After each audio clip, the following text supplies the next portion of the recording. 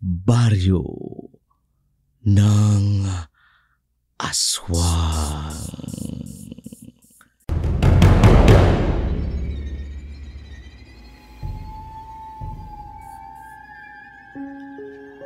Magandang gabi po, Dark Shadow.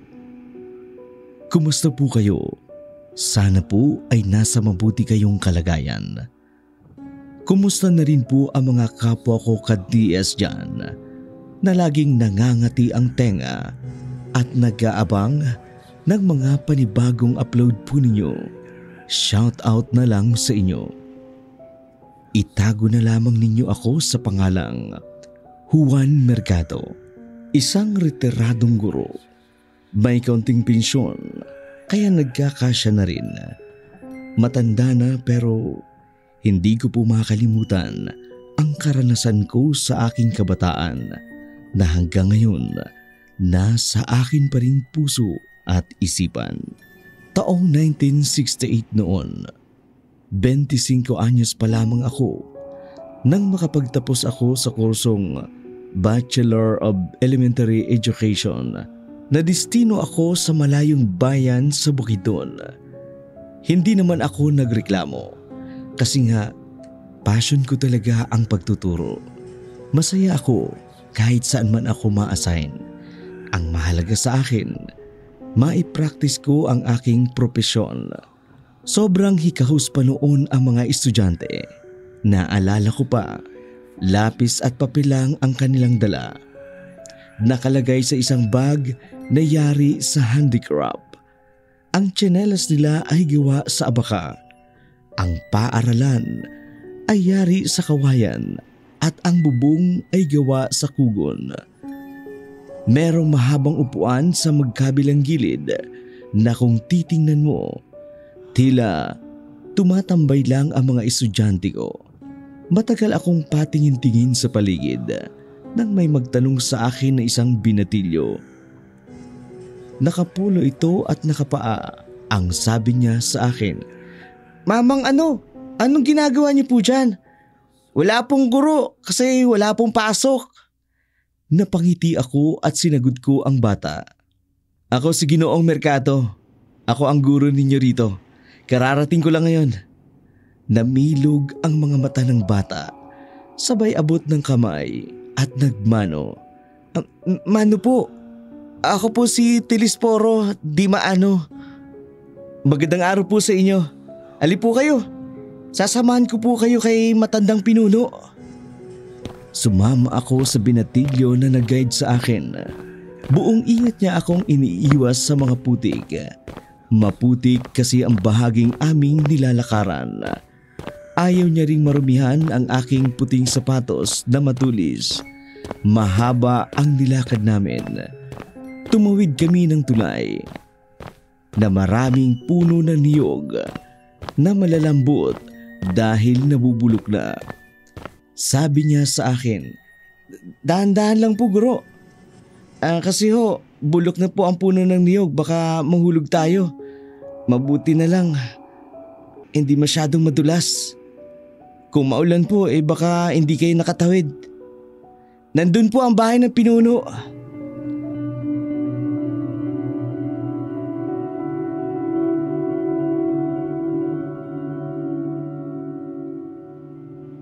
Sa awa ng Diyos, nakarating kami sa bahay ni Apo Demetrio. Tipikal na bahay sa liblib na nayon. Katulad ni Tandang Demetrio, magalang akong pinatuloy. Pinagpahinga sa upuan ng kawayan. Kawayan din ang sahig. Kawayan din ang banggirahan na may pinggan na losa.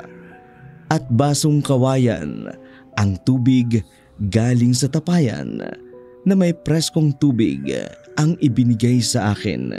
Saka nagsabi, "Ito lang ang maibibigay ko sa iyo. Tubig na galing sa tapayan. Pero malinis yan at presko. Pasensya na, Ginoong Mercado. Doon ka nga pala matutulog." Itinuro ni Tandang Demetrio ang kwartong maliit na may kawayan na higaan. Sabi niya sa akin, "Pasensya na, Wala akong unan dito, tsaka balo na ako. Ang unang ko dito, tinuping sa ako ng bigas. Okay lang ba yun sa'yo? Tumawa siya at sabay sabi, okay lang po. Palibasa may dala akong gamit, kaya tinanggihan ko ang mga bigay niya at nagpasalamat siya sa akin at nagsabi, mag-iingat daw ako sa mga babae sa lugar na yon. Kasi nga, meron daw kakaiba sa lugar nila. Napatigil siya, tiningnan ako at nagsalita. Naniniwala ka ba sa aswang? Medyo nabigla ako pero hindi ako nagsalita. Maraming aswang dito, lalo na sa kalapit baryo. May ilang kilometro ang layo mula rito. Magaganda daw ang mga aswang. Mahahaba ang buhok at hindi mo mahalata na aswang nga. Pero ang amoy nila, maampot. Nagtaka ako at nagtanong kay Tandang Demetrio kung ano ang ibig sabihin ng maampot. Tugon niya sa akin, ay, amoy dumi ng baboy na may langis. Kaya mabaho ito. Ito ang ipinambabahid sa katawan, lalo na sa mga aswang na tiktik na lumilipad. Napangiti ako at alanganing maniwala. Pero hindi na ako kumibo. Nagpatuloy siya sa paglalahad tungkol sa mga uri ng aswang sa kanilang lugar.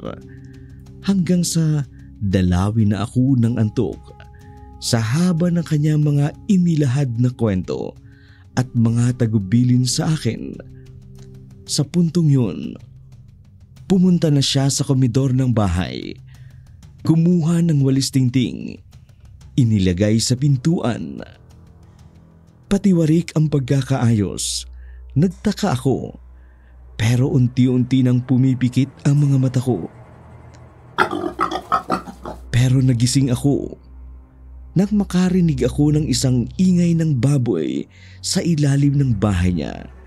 Sinilip ko ito at nakita ko ang isang malaking baboy na paikot-ikot lang sa ilalim.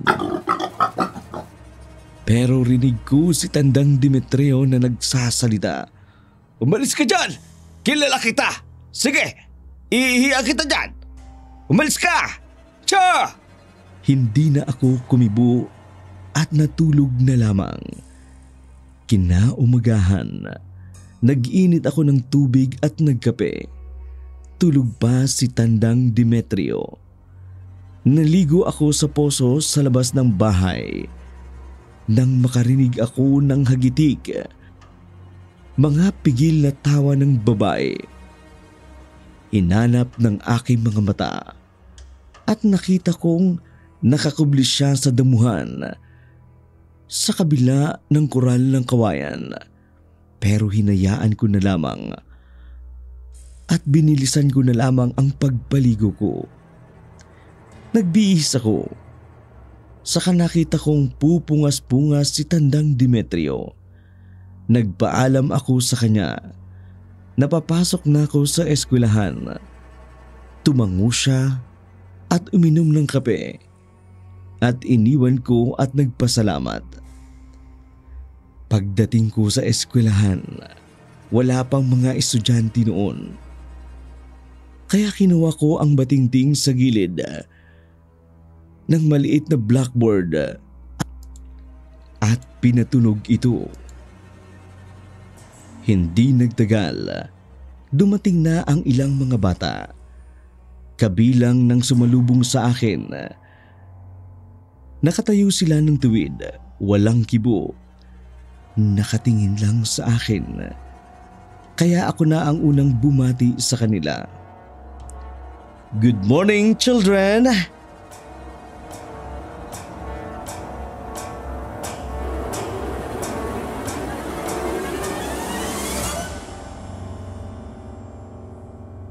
Isa lang ang sumagot.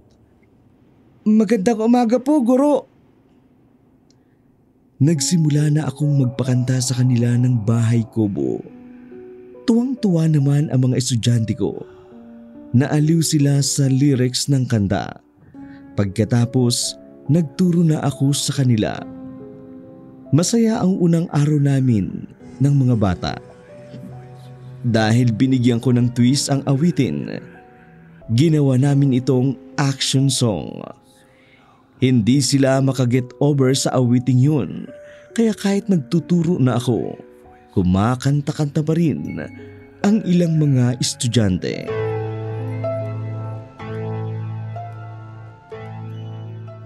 Nang lumipas na araw, doon ko naman nakilala ang mga magulang at nahalata kong wala ring alam sa ginagawa ko. Kaya niyaya ko silang makinig para matuto sa aking mga itinuturo. Araw ng linggo noon, nagpaalam ako kay Tandang Demetrio para pumunta sa dulo ng baryo at bumili ng mga kailangan ko. Pumayag naman siya. Sinabing dire-diretsuhin ko lang daw ang lakad. Huwag akong makikipag-usap sa hindi ko kilala. Tumango lamang ako at nagpatuloy nang makita ko ang batang si Telesforo Di Maano. Sumama siya sa akin. Naging guide ko siya dahil alam niya ang mga sinasabi kong pupuntahan ko. Sabi niya sa akin, "Walastik ang guro, no? Mapera. Tsaka marunong pa. Hindi kagaya ng mga magulang ko. Nagtitiis lang sa kung anong nakukuha sa baryo. Tama na yun sa kanila." Puring-puri niya ako hanggang pumasok kami sa isang kamarin ng mga damit. Ibinili ko siya ng short at damit pang itaas. Tuwang-tuwa naman ang binatilyo. Nagpasalamat sa akin. Kahit simpleng bagay lang para sa akin, pero para sa kanya, iba yung tuwa na ang kanyang naramdaman. Maya-maya pa may nakita akong isang napakagandang babae sa lugar na yun. Nakatingin sa akin, yumuko at nagbigay galang. Ngumiti ako bilang tanda ng paggalang rin sa kanya. Lumapit siya sa akin. Kinalabit naman ako ni Poro.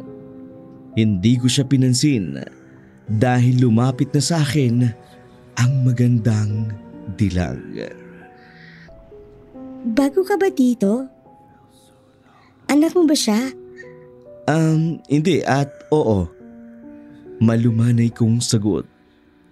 Bago lang ako. Dayo ako mula sa syudad. Namilog ang mga mata niya at nagpakilala rin. Siya raw si Trinidad Quinto. Nagpakilala akong guru ako at lalo siyang napahanga. Ngayon lang daw siya nakakita ng lalaking kagaya ko sa lugar nila. Napangiti ako ng marahan at nagpaalam dahil walang tigil sa kakakalabit sa akin si Poro. Matapos kong bayaran ang binili ko, umalis na kami. Paglabas namin sa kamarin, isang mahabang buntong hininga ang narinig ko mula kay Poro. Kaya nagtanong ako kung bakit. Aniya, ang magandang dalaga raw na nakausap ko na may mahabang buhok ay isang aswang. Nagulat ako. Pero sinabi ni Puro na nakilala niya na ang babaeng yun na isang aswang. Kaya halos lahat daw ng babae sa baryo ng Kanluran ay aswang. Kaya pinigil ko siya na huwag magsalita dahil baka may makarinig sa amin. Tuluyan na kaming umuwi. Nang makabalik kami, puno ng putik ang sapatos kong puti. Kaya nilinisan ko na lamang iyon ng mantika. "Saan ka ba galing? Dahil maputik ang sapatos mo, pati ang laylay ng pantalon mo?" Tanong ng matandang si Demetrio. Nasabi ko na lamang, "Sa kamarin po." "Panginoon ko!" Nabigla ako sa kanyang reaksyon.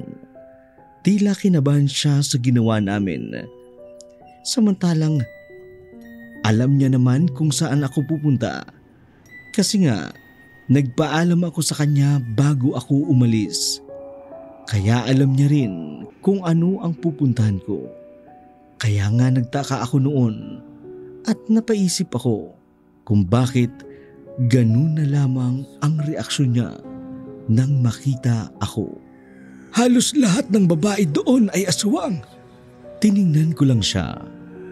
Nabasa niya rin sa mata ko na hindi ako naniniwala sa aswang. Kaya pinainom niya ako ng katas nang hindi ko alam kung para saan. Wag lang daw akong masundan ng aswang.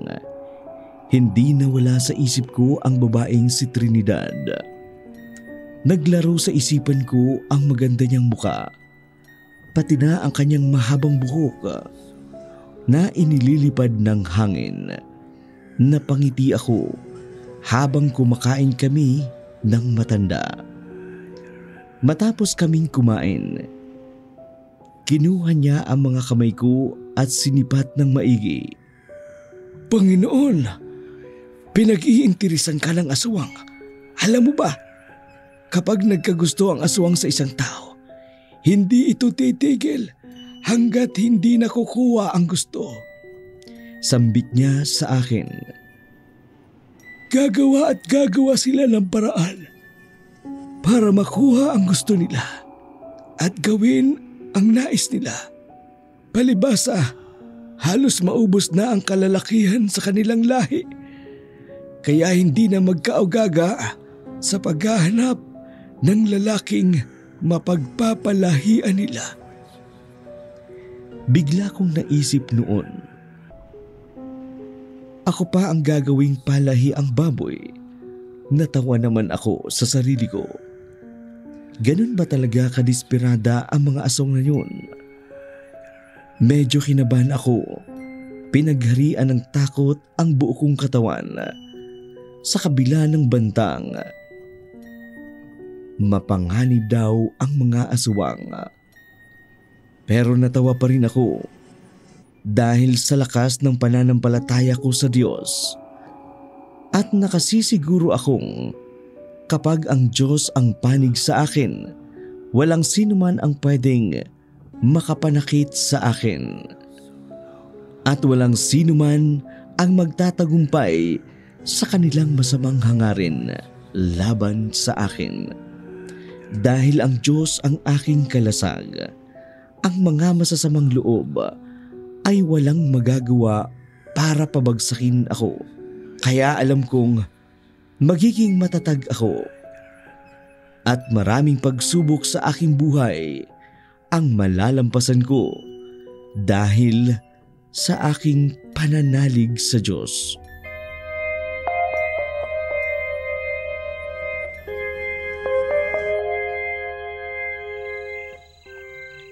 Kinagabihan, habang gumagawa ako ng lesson plan, narinig ko ang mahinang tiktik mula sa malayo. Papalapit sa bahay, napaiktad si Tata Demetrio. Ibinigay sa akin ang isang tali ng bawang at asin. Kaya nagtaka ako.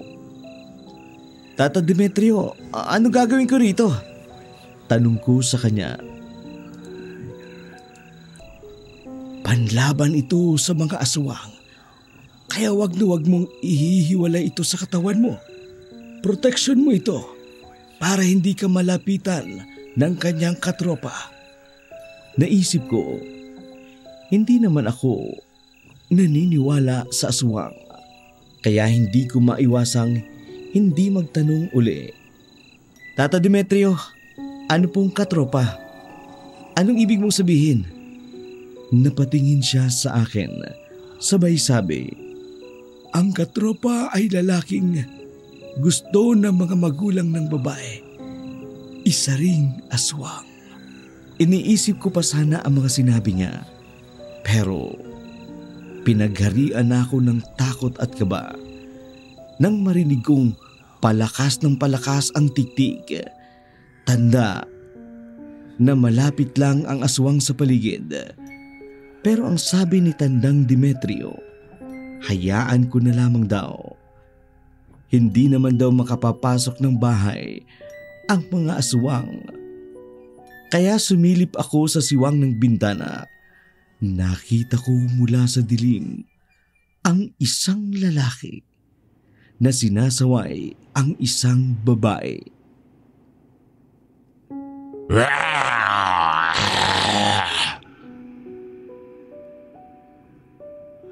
Hindi ko siya gusto. Ako ang magiging asawa mo.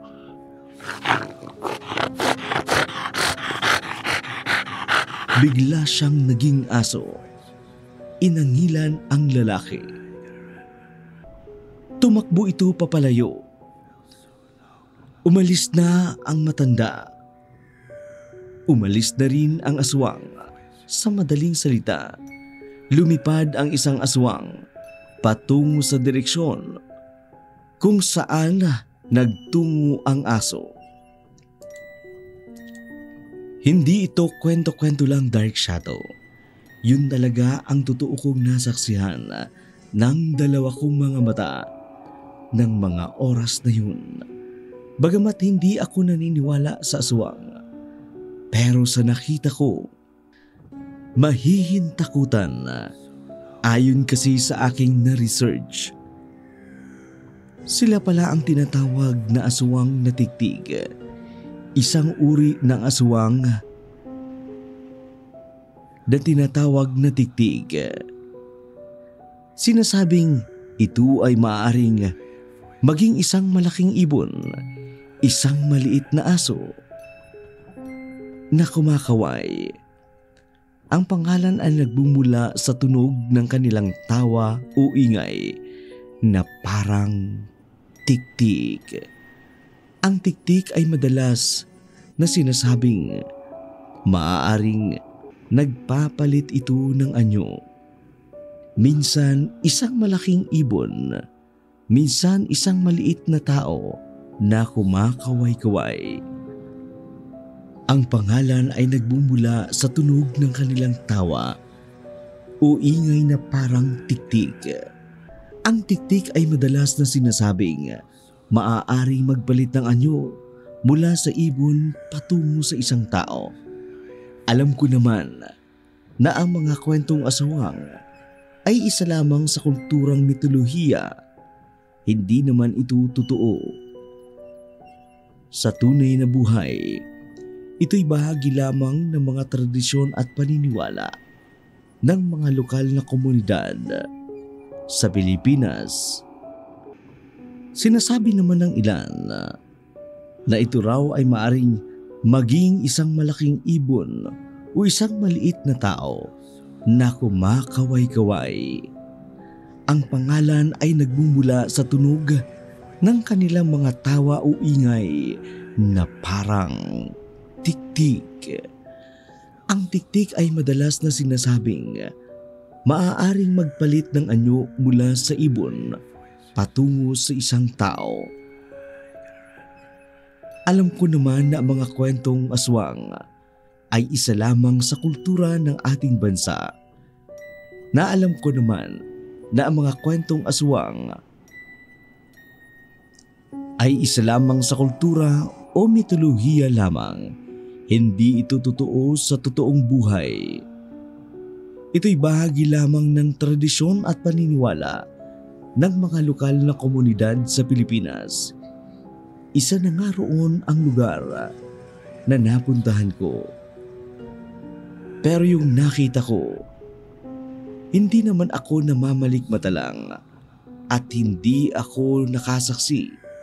Pero ayon sa aking pag-aaral, sila'y mga nilalang na kinukontrol ang puso't isipan ng mga tao.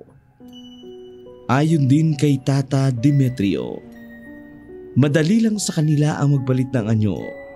Pwedeng pusa, baboy o aso. At madaling nakalilipad kung gugustuhin nila. Kinilabutan ako, Dark Shadow. Ayon kay Tatay Demetrio, madali lang sa kanila ang magpalit ng anyo.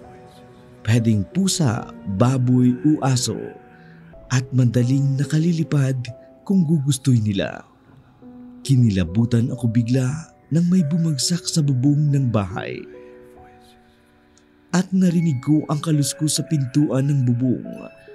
Kaya madali kong kinuha si Tata Demetrio.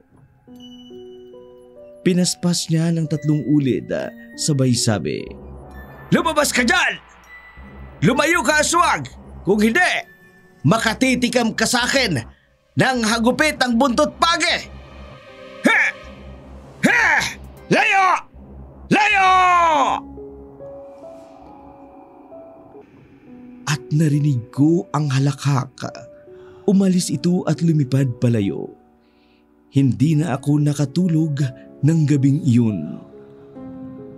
Kinabukasan, nagkagulo sa labas dahil sa pinatay na baboy. Nawala ang puso nito. Nagtaka ako. Kaya tinanong ko uli si Tata Demetrio.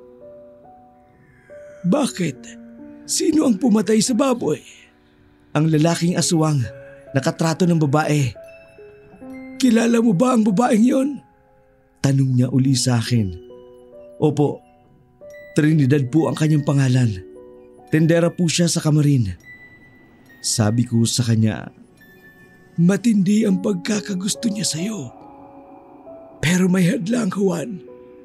Ang lalaking sabi kong katrato niya." Totoo ngang naakit ako kay Trinidad, pero hindi ko akalain na may katrato na pala siya. Mahirap nang sumingit ako sa kanilang pag-iibigan. Napatango si Tata Demetrio. Kaya nag-isip siya. Marahil nag-aalala rin siya sa akin sa kalagayan ko, sa maaari kong kainatnan. Nang mga oras na yun, unti-unti nang naging malinaw sa akin kung bakit ako nadistino sa lugar na yon, kung bakit kakaunting guro lang ang pumapayag sa destino na yon. Kakaunti lang ang nag-i-stay doon, at kapag nakaalis na ang mga nadidistino doon, hindi na nila ninanais na makabalik pa sa sityo na yon. Hindi po sa magmabayabang Dark Shadow. Ang sabi po ng mga magulang ko, lalo na ng nanay ko, ganun din po ng mga classmate ko. Noong ako ay nasa kolehiyo pa, mistiso daw po ako, Dark Shadow. Kaya siguro hindi maiwasang may magkagusto sa akin. Yun nga lang, kakaibang nilalang naman ito. Dahil ito ay isang aswang. Pero sa ganda niya, Dark Shadow, isang morenang babae, tipikal na dalagang Pilipina. Natural o kayumanggi ang balat. Marahil dahil sa kanilang kahusayan sa pagsasaka at pangangalaga sa kanilang kalikasan, lalo pang nagpaganda sa kanya ang kanyang kasuotan. Tradisyonal na kasuotan ng mga taga Bukidnon, makulay na kasuotan. Yari sa tela ng abaka. Ang isang tipikal na kasuotan naglalaman ng mga elemento ng kultura ng tribo sa Bukidnon. Malaking damit nga pala at mahabang palda, may makukulay na disenyo para sa kanilang pambansang motif. May mga garing o perlas na gawa mula sa mga lokal na materyales. Ganun ang itsura niya, kaya kahit naman siguro sino, hindi mo iisiping aswang nga siya. Nang pumasok ako kinabukasan, binigyan ako ng ugat na hindi ko alam kung bakit itinali iyon ni Tandang Demetrio sa aking katawan. Pinahiran ako ng langis. Banal daw ang langis na yun, sabi niya. Hindi naman ako naniniwala dahil nananalig ako sa Diyos kaysa sa mga bagay-bagay na pinaniniwalaan nilang pangontra daw sa aswang. Hindi naman ako tumanggi. Kasi nga sasama ang loob nila kapag hindi ko sinakyan ang kanilang paniniwala. Proteksyon at pangontra daw laban sa pag-atake ng aswang. Sagot ko naman kay Dandang Demetrio, ayaw ko nang makipag-away. Kaya ako naroon sa lugar na yon para magturo sa mga kabataan, hindi para makipagtunggali sa mga aswang. Pero pailing-iling siya. Basta sundin lang daw ang bili niya. Para ligtas daw ako sa lahat ng oras. Tanghali na. Pagkaalis ng mga batang nag-aaral, biglang dumating si Trinidad. Napakaganda niya. Hindi ko akalain na ang ganda niyang yun. Sa likod doon, isa pala siyang aswang. Humingi siya ng paumanhin at tawad sa nangyari. Pero hindi niya naipangako na hindi na mauulit dahil mapusok ang lalaking aswang. Nakatrato ng mga magulang niya. Dati daw, mabait naman iyon. Pero naging siloso dahil nakita niyang masyadong malapit ito sa akin. At inamin na nabiyag ko ang puso niya. Napangiti ako at hinawakan ko ang kamay niya. Lumabas ang matutulis niyang mga ngipin at ang kanyang matutulis na kuko. Napaiktad ako. Pero maya-maya pa'y nawala na iyon. Napalitan ng mapuputing kamay at napayakap siya sa akin. Halos tumalon ang puso ko sa tuwa. Pero binitiwan ko siya nang may nagliliyab na mga mata. Nakatitig sa amin. At anumang oras, pwede niya akong sagpangin. Pero humarang si Trinidad sa harap ko. Naglabas ito ng kuko, matatalim at handang labanan ang kaharap kong aswang.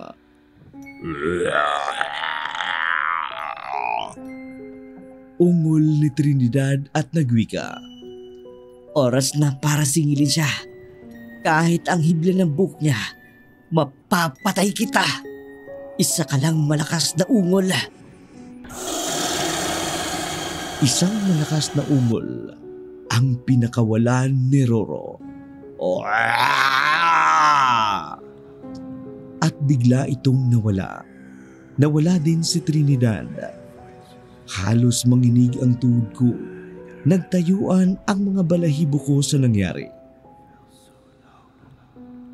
Nakita yon ni Tata Demetrio. Napangiti ito sa akin. Sabi niya, mahal daw ako ni Trinidad. May dinuko siya sa bulsa ng pantalon. Iniabot sa akin. Isang kwintas na tanso. Ang sabi niya, gamitin ko raw iyon para maligtas ako sa kuko ng aswang na si Rocco. Magdasal ka, Gurong Juan. Yan ang kaligtasan mo. Dark Shadow. Nangingimbabaw ang nararamdaman ko kay Trinidad. Hindi ang pagiging aswang niya ang naiisip ko noon, kundi kung paano kami magkakatuluyan. Baka maging normal na tao din siya. Kahit naman siguro, sino ay mabibighani sa kanyang taglay na kagandahan? Anong panama sa kanya noon ni Don Zulueta? Kung mabibihisan siya at maaayusan, lalo pang titingkad ang kanyang kagandahan. Sa eskwelahan, nagkatipon ang mga bata. Lumapit sa akin si Purong at nagwika. Tutulungan namin kayo! May magagawa kami laban sa mga aswang niyon! Pero pinigilan ko sila na wag nang makisali pa. Ani ni Purong, ililigtas ka namin na aming guro! Pangako! At nagsipagtakbuhan ang mga bata. Sumapit ang hapon. Tinawag ako ni Tata Demetrio. May dumating na kalata sa head office at nagsasabi, granted na raw ang request ko for transfer. 1 linggo lang ang natitirang araw ng pamamalagi ko sa lugar na yon. Parang kailan lang nang magsimula akong magturo sa kanila. Magkahalong lungkot at saya ang naramdaman ko ng mga araw na yon. Tunay na hindi na rin talaga makalimutan ang naranasan ko sa lugar na yon. Napamahal na sila sa akin kahit kakaunti lang ang mga estudyante ko, pero naging malapit sila sa akin. Ganon din ang mga magulang nila, lalo na si Tatay Demetrio na nagpatuloy sa akin. Si Pulong ang binatilyong itinuring ko ng parang bunso ko ng kapatid. Ewan ko ba, noong una parang gusto ko nang umalis sa lugar na yon. Pero nang tumagal, nang mag-grant ang request ko for transfer, emotional ako ng mga oras na yun, Dark Shadow. Sa puntong yun, si Trinidad ang naisip ko. Iiwanan ko na siya. Kaya hindi ako pumayag na hindi kami magkausap bago man lang ako makaalis ng lugar na yon. Saktong kabilugan ng buwan, kinagabihan, sa di kalayuan ay nakita ko ang napakagandang dalaga sa lugar na yon. Si Trinidad, bagong paligo siya kaya mabango. Nakasuot siya ng puting damit, kaya lalong tumingkad ang kanyang kagandahan. Mabango pa. Wari ko'y parang hindi ko kayang iwan ang babaeng yun. Kung pwede ko nga lang siyang isama sa syudad. Habang papalapit siya sa akin, inilulugay naman ng hangin ang kanyang mahabang buhok na siyang lalong nakahok sa akin. Nang malapit na siya, nakita kong nalungkot ang kanyang muka. Tila alam niya na rin na aalis ako. Doon ko na sa kanya isinalaysay ang lahat. Salamat, Trinidad. Dahil sa kabila ng panganib at kahirapan ko, nandiyan ka para sakluluhan ako. Lalo na sa mga kapwa mo nilalang na hindi namin kayang laban ng pisikal. Patawad. Tila mailap sa atin mga pagkakataon kung kailan may nararamdaman na ako para sa'yo. Tsaka naman ako aalis dito. Pero kung gusto mong sumama sa syudad at maging maganda ang buhay mo, isasama kita. Mariin ang pagtanggi nito. Mahigpit daw na ipinagbabawal sa kanila ang pumunta ng syudad. Para sa kanila, impyerno daw ang syudad dahil maraming panganib ang pwede nilang suungin, lalo na kapag nalalaman ng mga tao ang kalagayan nila.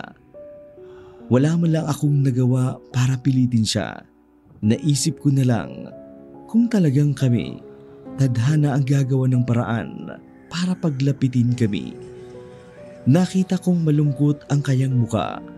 Tumulo ang luha. Niyakap niya ako. At biglang may gumuhit na matalim sa aking likod. Sabay tawa ng isang aswang na lalaki. Ikaw! Papatayin kita! Pasigaw nitong tinuran. Subalit biglang humarang si Trinidad at buong tapang na hinamon ang lalaking aswang. Ako ang harapin mo! Huwag ang mahal ko! Naghamok silang dalawa. Kinabahan ako, maging si Tatay Demetrio. Hindi namin alam kung sino sa kanila ang mananalo at kung sino ang matatalo. Nang pareho silang mahulog sa lupa, hindi na ako kumilos. Tiningnan ko lamang si Trinidad. Natakot ako. Baka napatay na si Trinidad. Naalala ko ang bigay ni Tandang Demetrio. Ang kwintas na tanso. Akma namang aatakihin at susugurin niya ako. Sabay tapon ko ng kwintas na tanso. Dasal ako ng malakas. Manaming Diyos na nasa langit! Tulungan mo ako, Panginoon! Tumama ito sa dibdib niya. Napasigaw ito sa sakit. Dumating naman si Purong at ang mga bata. Sigaw ni Purong, "Tapunan ng asin at bawang at kalamansi! Sabay-sabay tayo! Hup! Lalo itong namilipit at natumba sa lupa. Sumigaw si Purong, "Heto! May bawang pang kasama!" Umalingaw-ngaw ang nakakikilabot na sigaw. Napayuko ako. Sabay lagay ng palad ko sa tenga ko. Nagsigawan ang tuwa ang mga bata. Wala na ang aswang nakatrato ni Trinidad. Wala na sa ganung sitwasyon. Dali-dali kong nilapitan si Trinidad. Napahawak siya sa braso ko at nagsabi, "Salamat, ligtas ka na." Sabi ko. "Juan ang pangalan ko." Napangiti siya. "Salamat, Juan. Hindi ka napatay ng aswang. Salamat." Ani ni Trinidad. "Huwag kang mag-alala. Buhay naman ako eh." Alam ko alis ka na. Hindi na kita makikita muli. Kasi tunay kang tao. Ako kami dito. Kakaibang pagkatao ko. Pero masaya ako na kilala kita. Paulin mo ang pag-ibig ko. Pag-ibig ng isang aswang. Paalam! Mahal kita, Juan! Sabay na rin nagpaalam si Tandang Demetrio at ang mga bata sa akin. Ang maliit na kamay na humakbay sa akin ang nagatid ng alaalang hindi ko kailanman makalilimutan. Magpahanggang ngayon na matanda na ako, nasa isipan ko pa rin ang pangyayaring yon sa lugar na puno ng mga aswang. Kasi sa totoo lang talaga, Dark Shadow, si Trinidad talaga ang unang babaeng nagpatibok ng puso ko.